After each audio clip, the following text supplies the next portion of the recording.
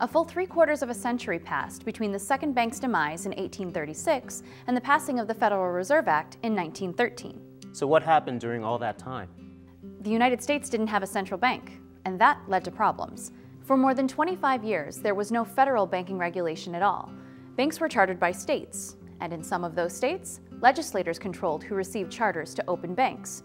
This led some unscrupulous people to bribe state legislators. Why were they bribed? To give certain people bank charters while barring others from getting them. In time, more than 15 states sought to remedy this influence peddling by passing free banking laws. These laws allowed anyone to open a bank, so long as they met some very minimal requirements.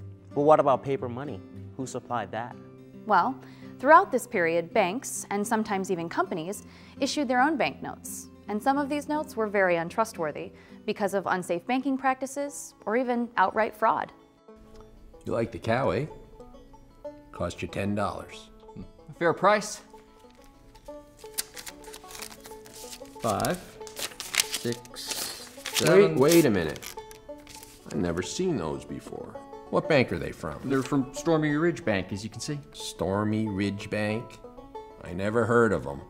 In 1863, while the Civil War raged, Congress passed the National Banking Act. The law promoted nationally chartered banks, which could issue notes that were backed by U.S. Treasury securities. The National Banking Act also established the Office of the Comptroller of the Currency. The OCC provided oversight of those national banks. Now, with a more uniform currency, a dollar from any of those banks could be trusted to be worth a dollar throughout the country. The National Banking Act was passed during the Civil War, 50 years before there would be a Federal Reserve. During those years, there was plenty of time to have some pretty serious financial crises.